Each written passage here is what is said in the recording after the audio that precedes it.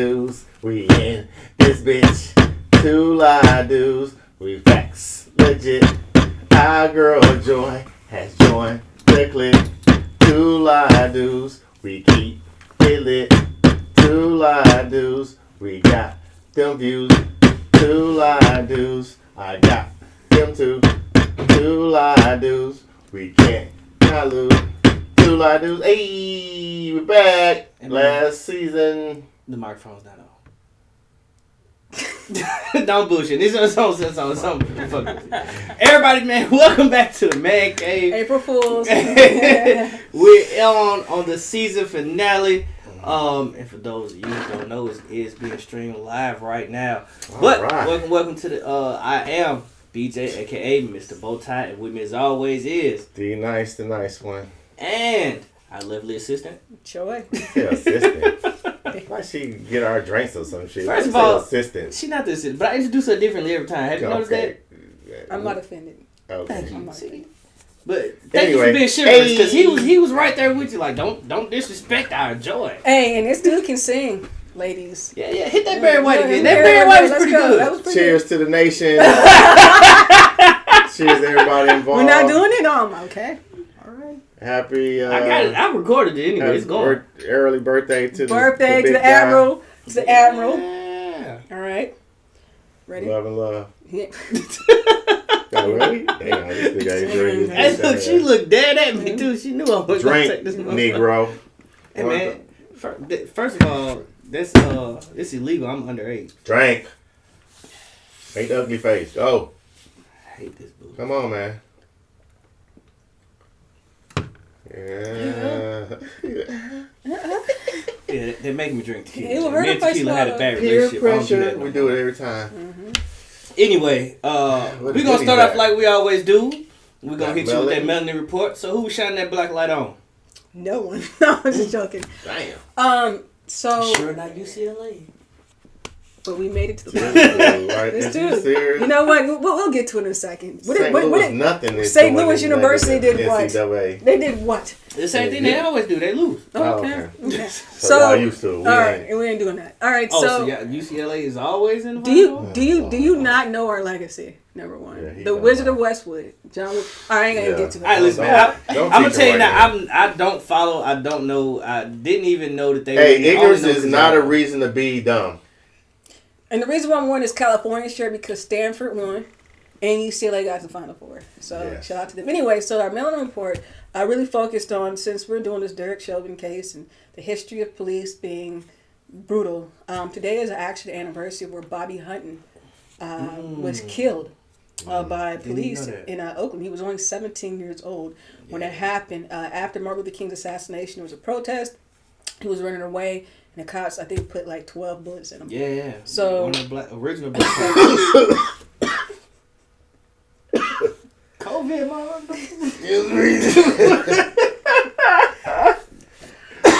That shot just came back up. Dang. Excuse me, people. Do you want to switch? No, you stay. Anyway, so Bobby Hutton was one of the youngest Panthers. And he was only 17, and he was running away. The cop shot him, and that really sparked a huge outrage on it. So when we're looking at police brutality, this is nothing new. This is what they do. So shout out to Bobby Hutton, his survivors, I guess his parents. I'm not sure if he had any siblings, but today was the anniversary of that. Also, Martin Luther King was assassinated this past Sunday. Hey man, just for all the young people watching, understand that this stuff didn't happen. This stuff didn't happen hundreds of years ago. This was in the this is your 60s. Grandmother's age. Yeah, this is all late 60s stuff. You know what I'm saying? My parents were alive. Yeah, my parents. Yeah. Mm-hmm. And so please don't think any of this stuff is new. This has been going on. This is the history and the legacy of some of these police officers. So that was the mail report. It's Bobby Hutton. And before I get to that, shout out to DMX. I pray that he recovers. Yeah, we sending barks to you, my brother. That's not how you do Dark Man like that. Come on, he came harder than that. There you go. There you go. There you go. I'm the only one barking though, y'all. I sound like a puppy. You ain't gonna talk about my voice again. Anyway, so let's hit through the current events. Yeah. I think the only current event that's important is the Chauvin case.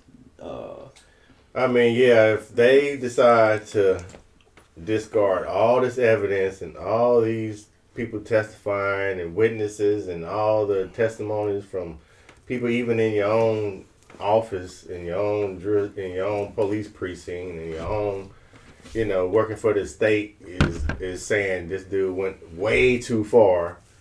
After all that, if we get a not guilty verdict, man, you thought it was bad last year. And you thought the 1992 riots was bad. I think the whole United States would be on fire. Facts. So let's do right, man, by what's humanly, right, and not go by, his history of what he was on drugs and he was high one at the time. He didn't do nothing to get executed on site and everybody to record it. So how do you feel about it? I actually been watching the trial. I wanted to be a lawyer. I don't know if anybody knew that. I actually studied too, a little bit. Yeah, I studied a bit for a second. A little bit of lawyer, but I wanted to. I was this close to taking the LSAT, but it was like, I'm good.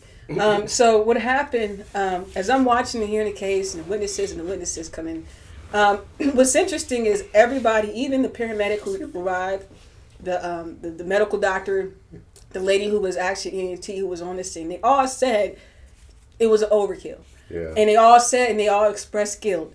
And what I'm looking at is the defense, because the defense is like, but he could have died he could have died any moment because he had a drug overdose.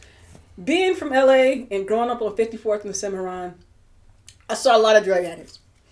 Them niggas didn't just lay out and die. They actually outlived a lot of people. And for them to say that, rain, sleet, or snow, they were still out there looking. And miraculously, they said, Floyd could have died at any moment because he was on fentanyl. No. I know a heck of a people who take fentanyl and they're still alive and more doses. And the thing is, this is over assumed $20 counterfeit bill. You know what I mean? And even the guy who called the police on him was like, "Damn, I wish I had done it." Right. So shit, who would have thought he would have died over this bullshit? And when I saw the entire video from the very beginning arrest, they never said, "Hey, sir, can we talk to you for a moment?" They immediately brought out their guns and put them in distress. When you're high and a gun is being pointed at you, you go into overdrive. Because your high is killed. And he kept saying, I'm not that guy. I don't want to go in here. So there was nothing he did. He didn't attack the officers. He wasn't threatening them. He just said, I'm uncomfortable. The handcuffs hurt my wrist. Please don't put me in or claustrophobic. So, I just, again, like D-Nice says, if a juror on that jury, with all the evidence, the own police chief said, we do not practice that. It was an overkill and he shouldn't have done it. The guy who does... lethal force training, or not lethal force, but what do they call it? Excessive force. Excessive or excessive. Yeah, they teach the excessive force and they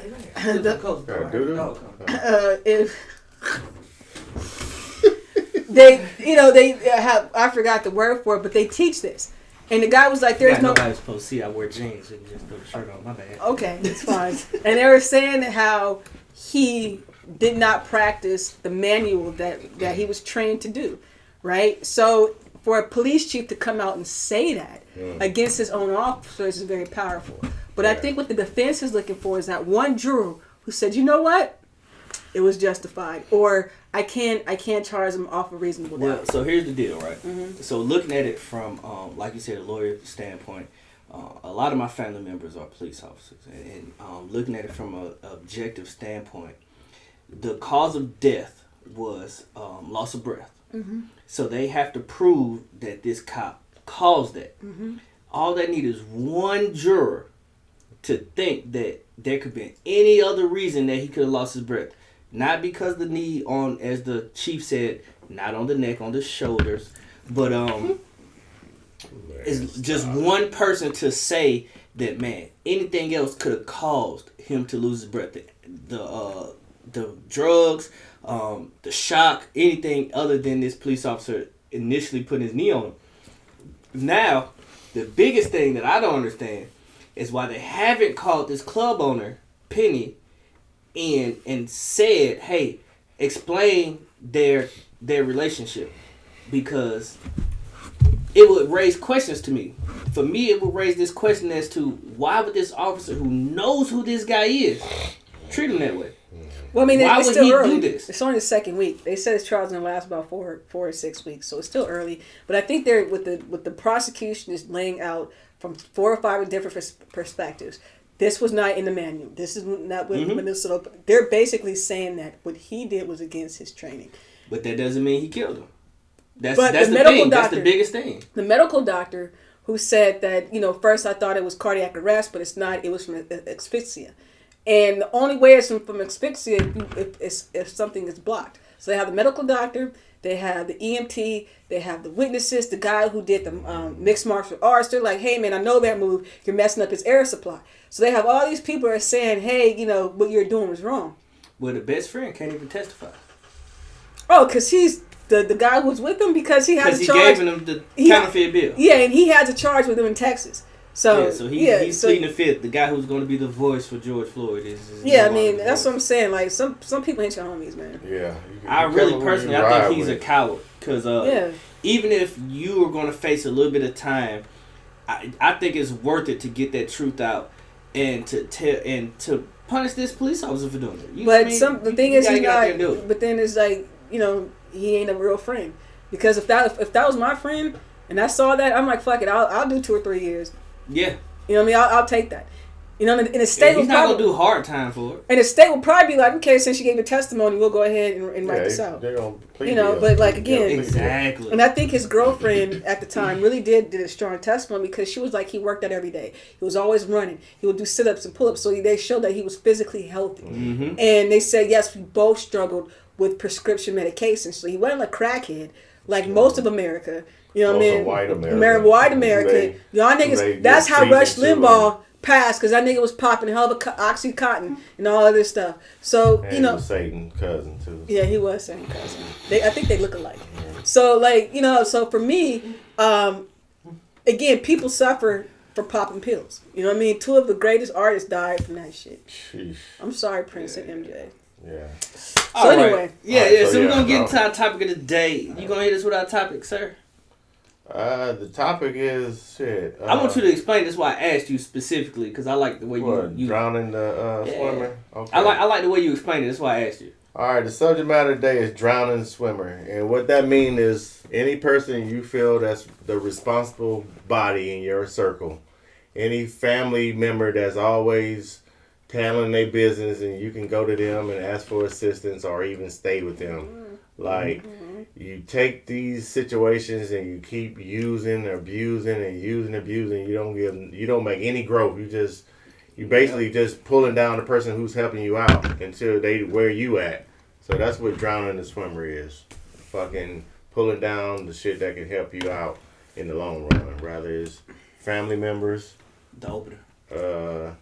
Family members, friends, You trying to go to school and they trying to get you to do one more run to go do some dumb shit. Hey, that's drowning the swimmer, because any other time, they want to see you succeed so they can rely on you to bail them out if you trying to do something with your life. So let me ask you this, D. Us in the room know that you do very well for yourself. Work for yourself. Are you that person that they try and drown? I've been called for those I didn't get my paycheck this week, or I had to take care of the kids. They try to throw the kids in there like, what I'm saying, that's gonna make you feel bad about, oh man, I gotta do that because the kids are suffering. Nah, I'm the one that's like, we all have responsibility from the gun. We was all told to wear condoms. So if you have a bunch of kids, that's your fault. I can't do nothing about that. I'm very real with the situation. Then y'all are Jesus lovers. So I say that to say that sometimes when you're dealing with shit, Jesus is trying to work on you. So he don't God need got you. you. He got you. He don't handle. need you to have me help you. He's working on you right now. So you need to go through this. You need to go through that shit. And lastly, y'all don't really listen to the white man putting them handcuffs on you, and then you want to be kind and respectful and shit and do what you're told. But when y'all here in these streets, you can't be told shit. You're burning bridges. You're fucking cussing out your mom. You're stealing from your dad. Like y'all are the worst. But as soon as you get in that white man's little lockup, y'all turn to a different beast, and it ain't no beast. It's a kitten. So that's what I have to say on that message.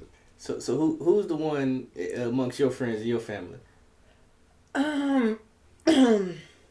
Well, first of all, I just say no. Mm-hmm. Like I say I have 2 kids and I'm paying a mortgage. I can't help you. And the thing is, I understand everybody's in a tough position, but at the same time, if it keeps being like a routine, and if I give you money and I see you going to these lavish places, you're doing this, you're throwing this party, well, I'm wasting my money on your fucking entertainment. Yeah. This is not a light bill. This is not a heat bill. This is not for you to get food. This is for you to floss out. Mm-hmm. No, if you don't live in that lifestyle, I'm not doing it. I'm not out there, at damn... Being irresponsible, basically. At Atlanta Fish Market or Bone Steakhouse. Eating, you know what I'm saying? You know what I'm saying? Mm-hmm. All this other bullshit. I'm not doing that. Y'all don't eat like Lil Baby and Gunna and all them niggas. Them niggas is worth millions. Right. Y'all are $1,000 behind the ace and trying to act like y'all balling out like them. Them 100-airs. Now, here's the difference between like if I need help financially, I do have a relative I can go to, but they also know that I'm working my ass off. And I'm not just sitting down and I wouldn't ask if I really didn't need it. So that's the difference. If I'm asking every month, can you do this, can you do that, can you do that, what are you doing with your money? But if it's like once every 4 or 5 months, all right, cool. So, in my opinion, people think because we're related, this is owed to you. Yeah, it's automatic. Nigga, you weren't with me shooting in the gym, and I hate Drake. And that's the only Drake reference I'm going to agree with. Mm-hmm. But you weren't with me. You know what I'm saying? You're not with me going through this stuff, trying to figure out. So I think a lot of people I listen to a lot of celebrities who've made it. They talk about family members who call up and they expect to get money. But my thing is, what are you doing with this money? Are you trying to set up a business? Are you investing? Are you trying to go back to school? What are you doing? Because the only thing that's going to happen if I keep giving this money, this is codependency. And that's when you just give it to them one time and you be like, look, this is it, bro. And you wipe your hands off of it. Yeah. Right, this is what you're asking for this particular business. If the business doesn't take off, that's not my problem. You have to handle that on your own. I think that once you start doing shit for people, they start to look at it like, well, you can do it again. That's only a few dollars. Mm-hmm. You worth such and such and such. Oh, man, you can do 100 things for I ain't going to be worth shit. Y'all keep giving it to you. So it's like, you got to stop when you need to stop. That's that juvenile, man. If I give you everything, that's for all the aunties and the grandmas and the moms that always had the son go behind the back of the dad to ask the mom for money instead of, going to the dad because they know the dad going to flat out tell them no, and the mom or the grandma going to give them the money. Like, y'all are being like a, what do you call that? You catering to they bad habits and you keep doing that and they ain't going to learn shit. Enabler. Yeah, like my thing is that I believe we should help each other, but I also think you should actually help yourself. And why are you thinking that, I have bills to pay? You know what I'm saying? Bills to pay. I have two bills to pay. I have 2 sons that I am responsible for.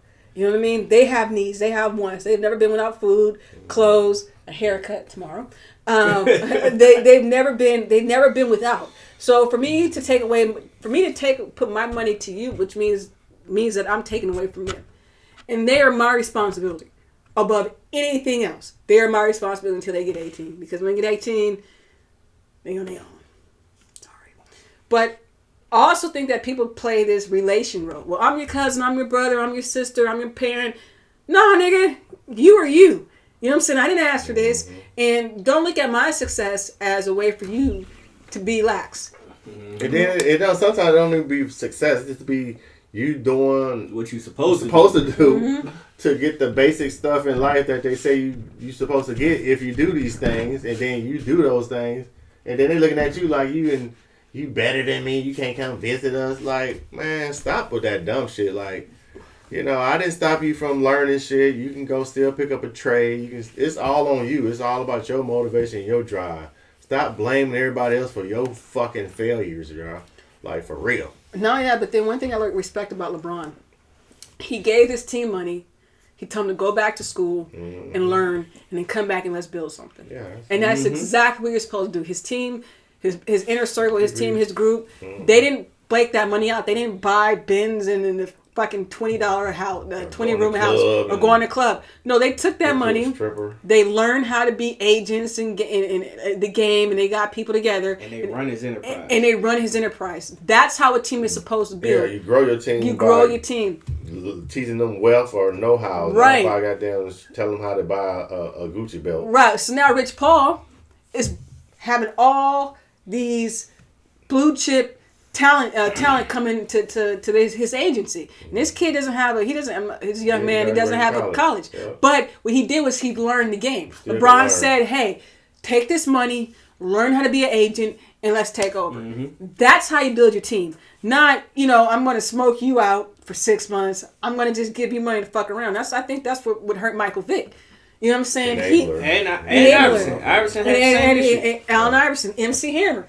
He was putting everybody on versus, he was putting everybody on. The fact is, like he was giving them the fish instead of teaching them how to fish. So with Michael Vick's case, the thing is, his coach told him, "You're worth $100 million. These niggas ain't shit." Yeah. Oh, I got a coach. What happened? Yeah. The moment the moment they were like, "Oh, dog fight," and they all snitched. They all snitched like that because they weren't gonna do 2 years for his boy. So while he's sitting his ass in jail, losing hundreds. Thing is, Nike was on his ass. Everybody wanted a piece of Michael Vick because he was something that we. Where's your fall guy, Vic? Man, you have no. That's what I'm saying. You be thinking these dudes so solid, and then some real shit, some real pressure comes around, and then they flaking out like goddamn that frosted flakes. They turn on his ass like that. And my thing, I don't even think Michael Vick out your circle. I don't even think Michael Vick even know what the hell was going on. Wait, time out. Say that one more time. Keep these squares out your fucking circle. For real. So, in my opinion, when you drown a swimmer, and I don't think they're realizing they're doing it because the only thing they see is what's in it for me.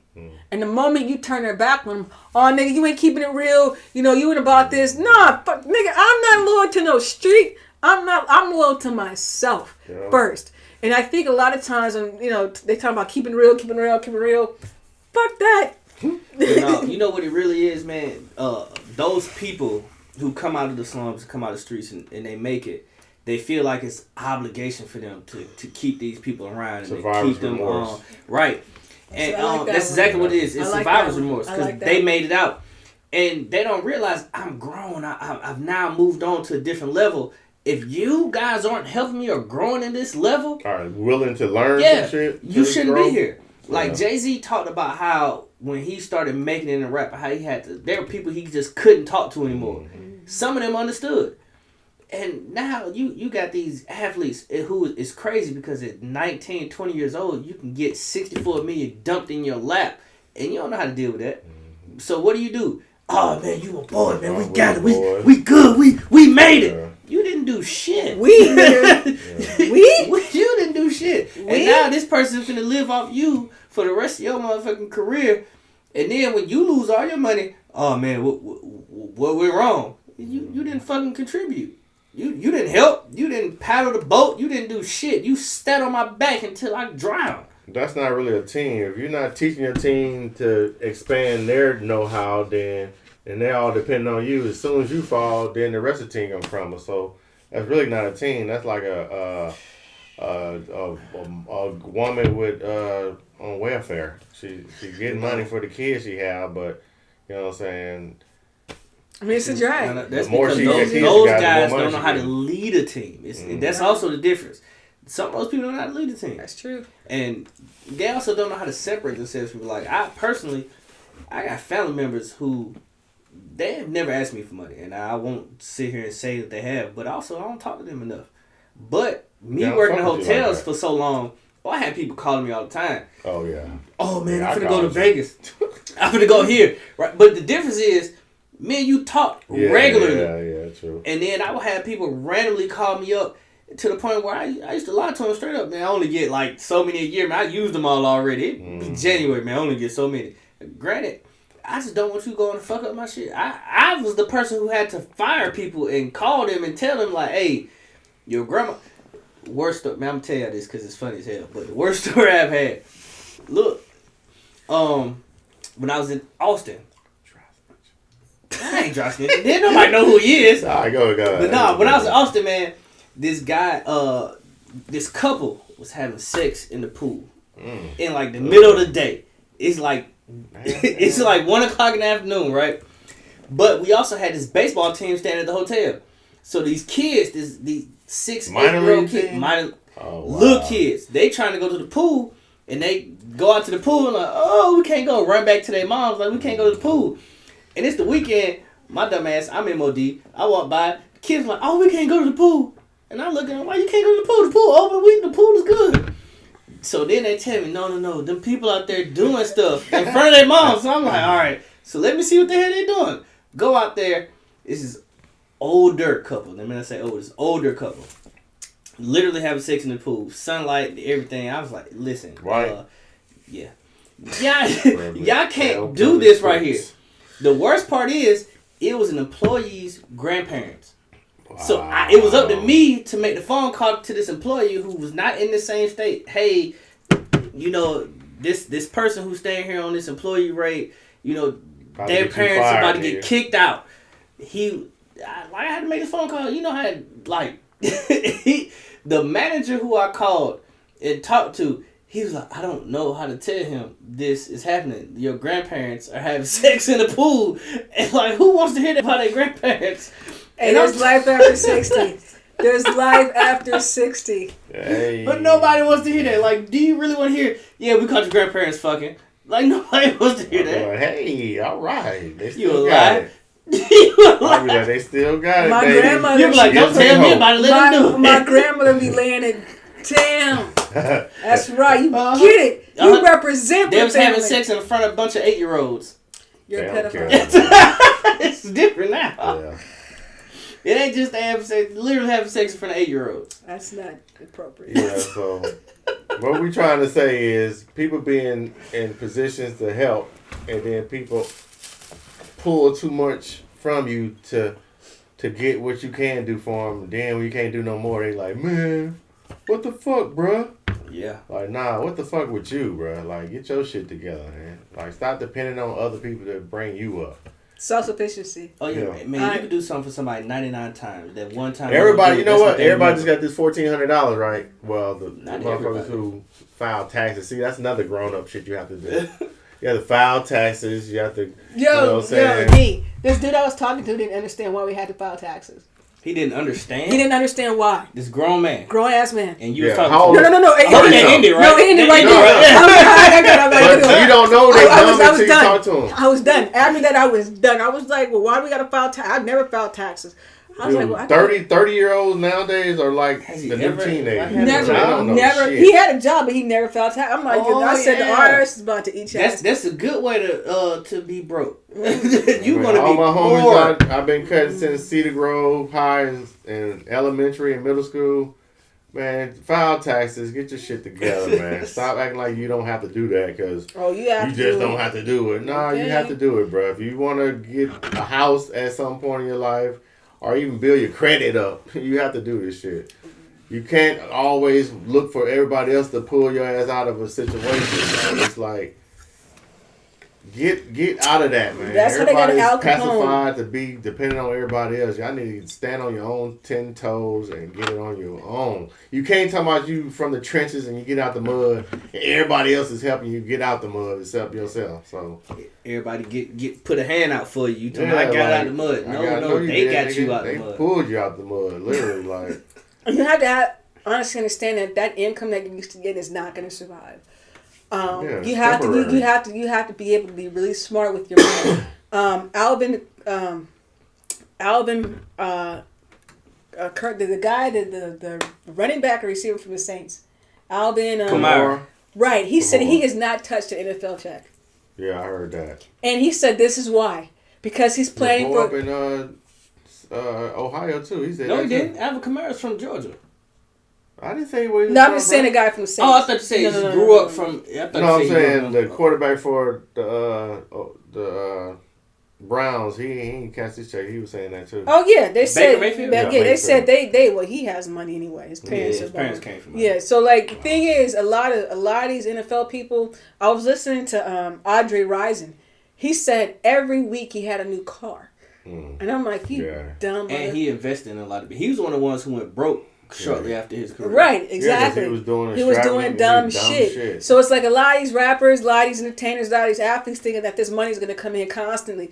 But the thing is, you have to plan. You have to teach yourself. You have to teach yourself that, hey, let me invest in this. Let me do this. Let me teach myself how to do this. If you don't know, then get motherfuckers around you. Hire folks that do know. Like, come on, man. And you don't have to have 50 million fucking houses. Yeah. You can only live in one house. Well, houses, it depends on how you do it. They're good investments. Let's not just denounce no, houses. But the thing is, how many investment. All right, Michael Jordan's still trying to sell his house.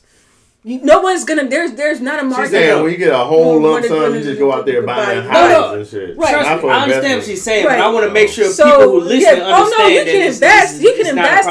You can invest in real estate. Called real estate. But if you're just buying shit, like I remember, I was like MTV Cribs was the lesson of all the shit not to do. They show Lil Wayne, and he had a TV in his bathroom. He had a TV. I have a TV in my bathroom.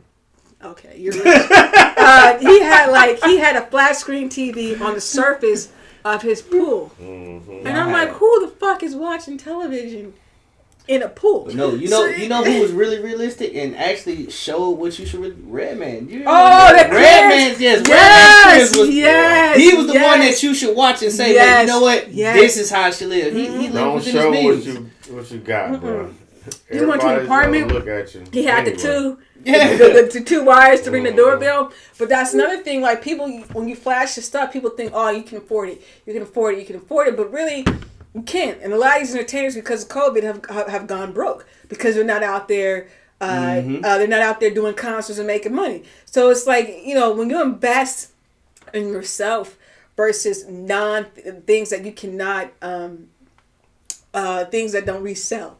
So if you buy... They depreciate. Yeah, they depreciate. The thing is, you need to invest in shit that appreciates. Liabilities and assets. Gold, silver, Bitcoin, any of the top 5 blue chip stocks. All that shit is going to come back to you. Not diamonds. Diamonds aren't worth shit. Or putting the shit diamonds in your forehead. Anything. Putting the diamond in your forehead. Nobody wants that shit. Nobody wants a fucking diamond. I haven't seen him since he done that. Because he's taking that shit off. Dumbass. That's why. So, diamond. And no. Do you really want to see a dude and dress a person in a pink diamond in the middle of his forehead anyway? That's not sexy. So there's some girls out there. Ooh, I'm going to this dick. They're not going to touch his diamond. The thing is, your talent is not going to succeed 5 years from now. I'm just telling you right now, most of you rappers, the Migos is already considered old. I know. Master P said it best, and this is one person I follow, man. Products are more valuable than talent. Because you can keep producing products, but your talent eventually will fade. Amen. Or if you're like, the thing is, talent can span. You know what I'm saying? If you're a talented, just pure talent. You know what I mean? I give it to Beyonce. I'm not a bee follower or whatever that is. Not in the Beehive? No, I'm not in the Beehive. I am so, after Destiny's Child, I was good. When she did Cater, was my favorite. When they did the Cater song, I like LaToya. The Cater song. LaToya, yeah. Yeah, okay. All right, yeah. So when they did the Cater song, I was done. I was like, I'm done with this shit. I'm not catering to fucking catering. Are you serious? But all that shit, I'll get on that. First of all, time out. I'll get on you that. told us in one of the episodes about how you do cater to your man. I ain't doing that shit. That's why you can't have two. I can't have two. They didn't say in the song they do it every day. No, they said I should do anything. I'm not a slave. But I would do that shit. But I'm saying, after Destiny's Child in 2001 and 2002, I was like, Beyonce, I love you, but I'm not fucking... Well, actually, I like you. But the fact is, like, we have got to think further versus the now. And a lot of entertainers, they're buying these 20-room mansions. I'm like, who the fuck is going to furnish a 20-room? Do you know how hard it is to furnish a house? 50 cars. Insurance. The moment you buy a car, especially if it's a mint car, the moment you drive that stuff, the light depreciates. A lot of these artists, they buy this gold and jewelry and diamonds and it's shining. Yeah, but can you get a return on that? But these guys are 19, 20 years old, right? So one of the things that Black Thought? Nah, the dude from Tribe Called Quest. I'm gonna get my Q-Tip. Q-Tip said in the rule number 20, whatever he said, record people are shady. Record labels. The shady. Shady. Right. So while you're thinking I'm making all this money, you gotta pay all that shit back, homeboy. Yep. You know what I'm saying? You gotta pay all that back. What they put in you, you're gonna have to pay it back. So why you thinking, oh, I got $15 million in the bank? Nah, homeboy, you got like $1 million. You gotta pay your lawyers. You gotta pay your managers. You gotta pay your writers. You gotta pay your team. And it's fake financial advisors. So even if you're at the top tier or you just work at, I don't know, your local warehouse and you're the supervisor, it's always somebody looking for you to do something for you, for them. Like, can I get a ride to work? Or you say you can give me $40 until I get paid. Like, it's always somebody looking for something, man. Like, we just want you to do for yourself. And if you can't, then just be patient, because everybody don't supposed to be in the same place at the same time. Everybody have their own destiny and their own goals, and we all gonna land where we're supposed to land anyway. It ain't nothing you can rush to get. You can, but then you're gonna crash and fall if it ain't the right shit. So, you know what I'm saying? Just wait your turn. You know what I'm saying? I had to wait till I was 40 years old to get my first Beamer. Now I'm on the 5th and 6th one. So once you get there, it don't take long to stay there and maintain. You just gotta learn how to do it. But you have to learn. You have to learn. Learn it. You can't learn it by goddamn always bumming and scheming and trying to finesse your partners and your family. So, man, stop it. A good lesson most people don't really understand, man. I read this a couple years ago in a book. Every relationship is built off necessity. Y'all showing off the t-shirt? By the way, this is a banging shirt, by the way. I've been wanting to tell you that. I was going to wait till we were done, but that's a banging shirt. Marvin Gaye. But every relationship is built off necessity. Right? You think about the relationships you had when you were a kid, they were built because you couldn't expand outside your neighborhood. So the people in your neighborhood were your friends. And then as time goes on, each relationship is built off necessity. Like, be honest with me and your relationship is built off necessity. I need a haircut. You were a barber. Yeah. And then as time went on, that relationship built. So you got to kind of realize that in time. So as you're building your brand and you're doing things in your life and you start to progress, realize that these people are here because it's necessary for them to be here at this time. But are they necessary for you to be here? Right. But man, we finna close out, man. Or are they ready to? Sometimes you gotta leave people where they at. You got to. But not everybody is able to go to that next level. And sometimes you have to say that this is you're for me for now. Yep. You know what I'm saying? I need a whole different set of other people. I promise you, Steve Harvey does not hang around the same comedians he hang around when he was first coming out. Right. Or putting him, even though he fucked up the verses. Yeah. You know what I'm saying? Yeah. He did. The hats were dope though. The hats were dope. He was clean, dog. He was clean as shit. But I didn't give a fuck about each girl he was stalking. You're right. And Miyoshi Johnson. He said names. He said names. He had a story for Eric. And I was like, gosh, damn, shut. That's why I went to 12 o'clock. That's why Earth, Wind & Fire couldn't play September. They didn't get past it. But anyway, I'm sorry. Yeah. So let's hit us with that real spill, man. Yeah. Hold on. Can we just say happy birthday to this man right here next week? Yeah. Happy birthday. So he is gonna celebrate in Hawaii, right? The top 10 things. The top 10 things D Nice is gonna do in Hawaii.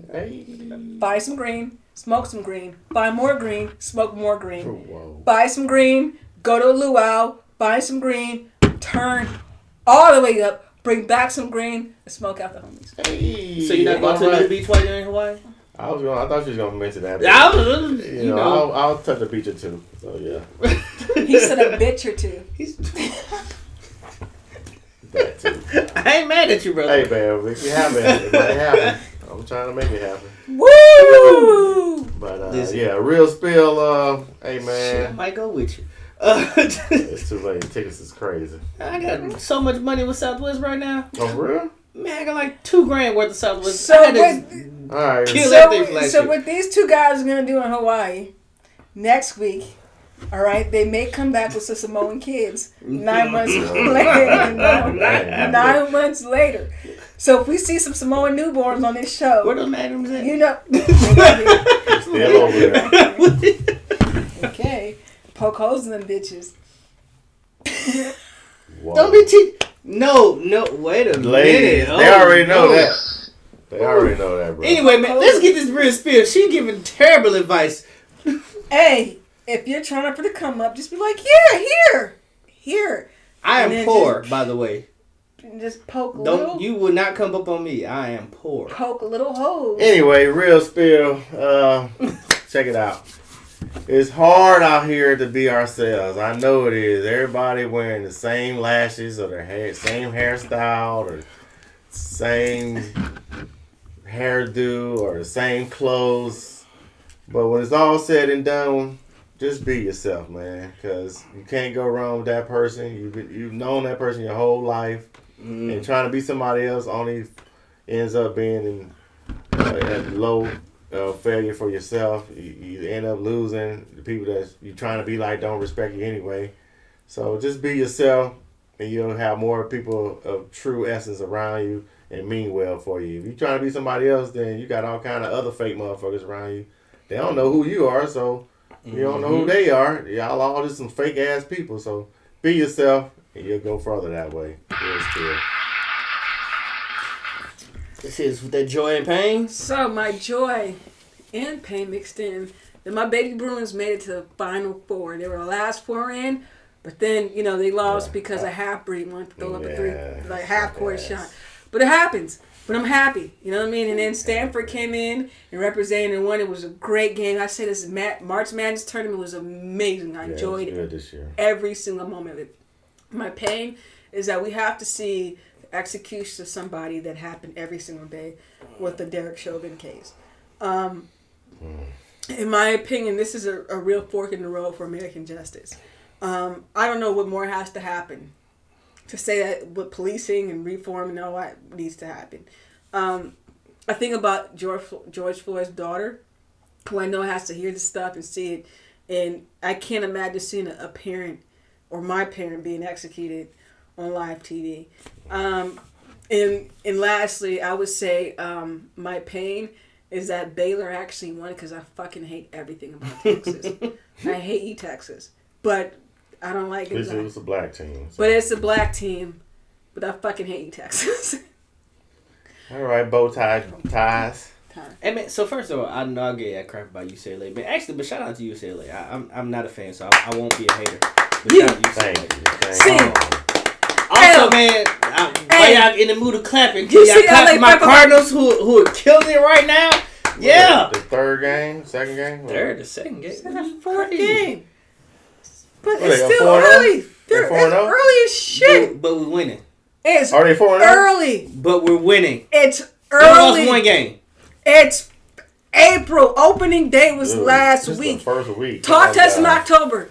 Real haters, man. Just appreciate greatness. All right, thank you, St. Louis, for going 4-1. First, the Cardinals just are great anyway.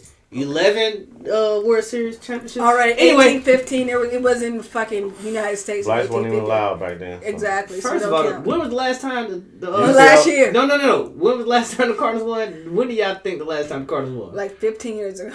No, they lost. They won in 2015, 2016. When did the Dodgers win? Last year. Last year. Thank you. And did I hate on the Dodgers last year? Last year. Did I hate on the Lakers either? I think you are. I didn't. I was with the Lakers.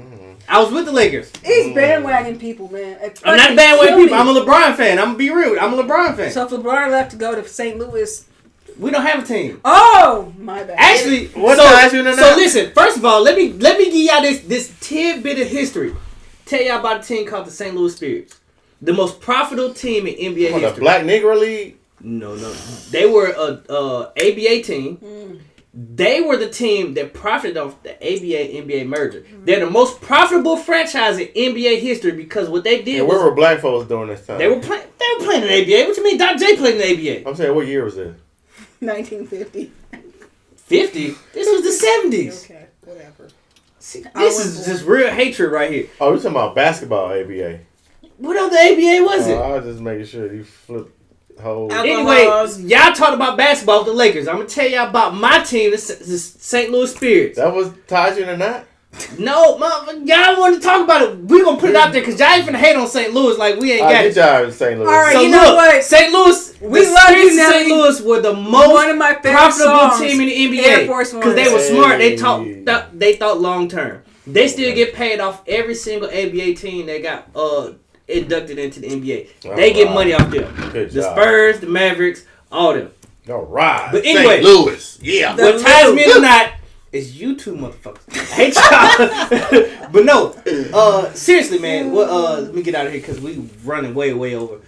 What ties me to not is narcissism. I really am bothered by you people who never see anything wrong in what you do. Everything is always somebody else's fault. Everything is, is not me. It was you, and I didn't do nothing wrong. And when you point out that you did this thing and I did that thing, it's different, fucking jump off a bridge. I just tell you, fuck it, I hate y'all. I'm gonna tell you, I don't give a shit. Directly at somebody specific. No, it's few people. It's a few people. But I wish I could do it. I didn't even think about it. I ain't even know. Exactly. But we're too far over, man. We're gonna close out today. Season finale until the summertime of 2021. Around what month? August, I guess. We'll be doing some drops on bloopers, I would imagine, just to keep it a little entertaining while we're not here. Till next time, it's been great. We got 200 almost, 198. Appreciate y'all. We hit 200 today. I've been pushing it. Make his birthday. Push it to the limit.